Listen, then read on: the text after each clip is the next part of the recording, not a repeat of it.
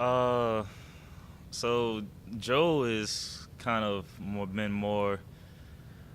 He's been more supportive of me than I could ever have hoped for. He's been with me every step of my journey. And every time we talk, somehow football comes up. I'm not sure exactly how, but somehow we always end up talking about it.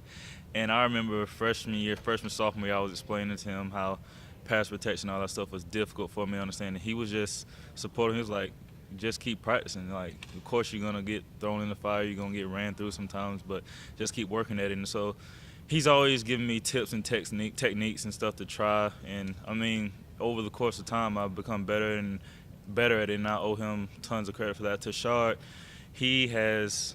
We recently started to talk a whole lot more, and he's just giving me a lot of guidance. It's not really football stuff. It's more like life and just what to expect with the game, the ups and downs of it. Because they both, of course, had great careers at Georgia Tech, and they both played in professional football league, in National Football League. So, I mean, they just kind of been guiding me like mentally and physically on the field, just kind of what to expect and what to prepare for and how to go about perfecting your craft. So, I mean, I don't feel like I run like either one of them. Joe is more of a well, I don't remember him much at Georgia Tech, but I do remember him in high school.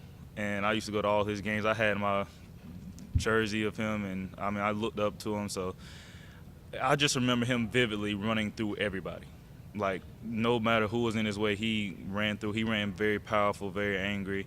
And Tashard was more of a, I guess, just do it all, kind of get him in space and just watch him work kind of guy. So, I mean, I kind of try and be like both of them, but I can't say I run like more one than the other. They both just kind of special in their own ways. You obviously added the weight, just the muscle. You feel like you could be more like Joe a little bit this year and kind of be that physical back once in a while? I feel like I can, but part of that is a mindset too. And I mean, it's not something that just happens overnight. It's like something that you have to, uh, I guess, be passionate about. Because he talking to him, he's always told me he ran angry. Like, everything that troubled him, worried him that week, he just all let it all out on the field. And me, I'm just kind of like a calmer guy. Like, I don't really. I try not to get as try to stay even killed, and so I mean I can't really see myself just getting mad for no reason. But I mean I definitely believe that come certain situations or a time where I need to be a powerful runner, that I could definitely do that.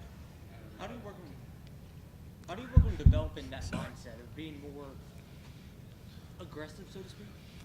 It's just something that you get in practice. Just taking every rep full speed and just kind of being, I'm not going to say being reckless, but just kind of working on it. I mean, it's not like I have to be mad to try and run through an arm tackle or just break a tackle.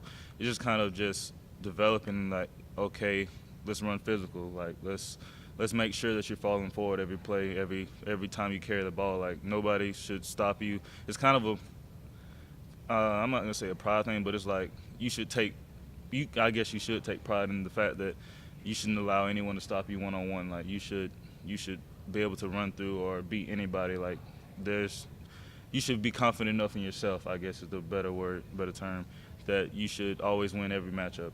You should believe that 100%. Adam Tavian and Travis got so much attention last year, and you just kind of stayed the course. How did it feel to see your name second on the depth chart when you came out yesterday? And talk about the camp that you had. So funny story. I actually didn't see it. My mom called me last night and she said, "I feel like the congratulations are in order." And I was like, "For what?"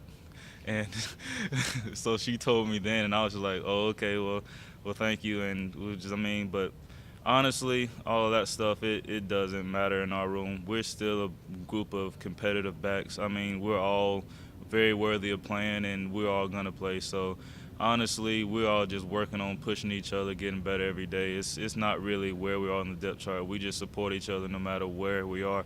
With one of us on the field, I mean, we all prepare like we're starters. So it doesn't. The depth chart kind of just gives us, I guess, kind of the crowd, the fans, kind of something to look at. But end of the day, in our room, we know that we're all preparing like starters. We're all very good backs, so we all believe in ourselves and we support each other no matter what. So it's just something to look at, I guess.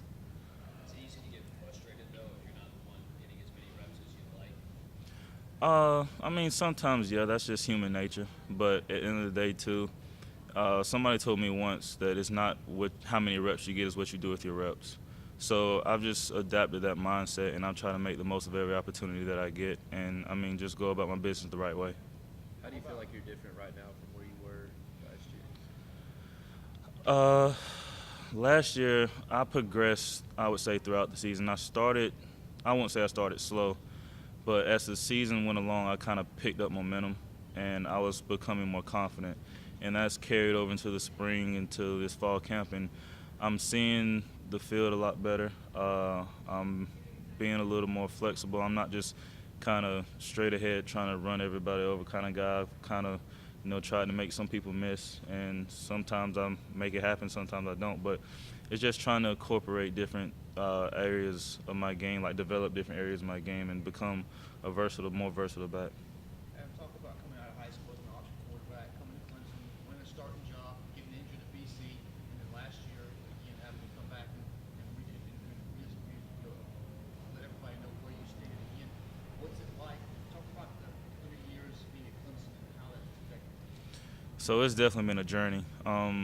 Coming in to Clemson out of high school, I had no clue what I was getting myself into going to running back. I had guys, well, first of all, pass protection was also something I'd never done, and it didn't make it any easier going up against guys like Stephon and Tony Stewart and all those, Ben and BJ Goods, and it was a nightmare. They ran through me every time.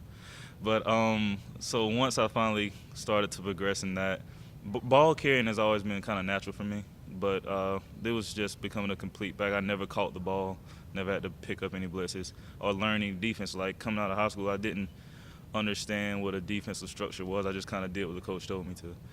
And so coming in freshman year that was my main focus, trying to learn as much as I can in a short amount of time because I wasn't expected to play until Zach got hurt. So I finally started to pick up on some of the stuff. I was kind of starting to develop my way, and then I get hurt.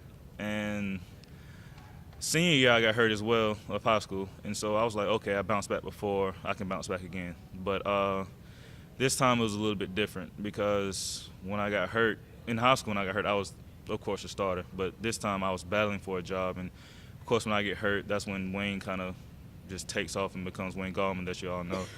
So coming back from that, then redshirting the next year, I still didn't necessarily trust my knee. It was kind of more of a mental battle than it was physical.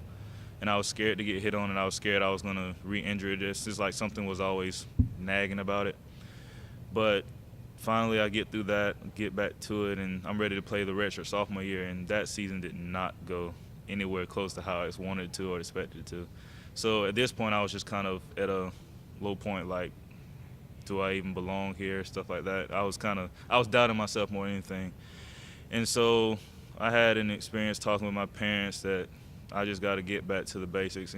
That's when, faith and how I was raised and all that stuff came back into play, just kind of getting back to myself, like starting to believe in myself, just starting to do the simple things that I did that made me the player I was that got here.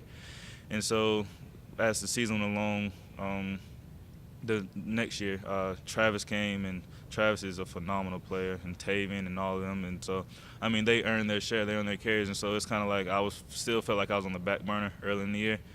And then that's when talking with Joe and Tashard, they just kind of told me to control what I can control. I mean, if I'm on the field and I'm making plays, there's no reason that the coaches should not have a reason to put me back on the field.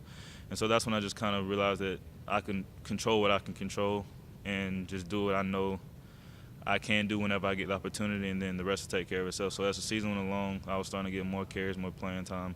And, I mean, it's been a journey. It's definitely not been the ideal one. But at the end of the day, I'm grateful for all that it's taught me and all that I've learned going through it. All the coaches say this has been your best fall camp. Did it feel like that to you? I feel like it did. This time I actually stayed healthy. I feel like my pass protection was finally something that I can say, okay, I know I can do this. Like, no matter who's coming, I know I can pick up the blitz. I can identify more than times than not where the blitz is coming from.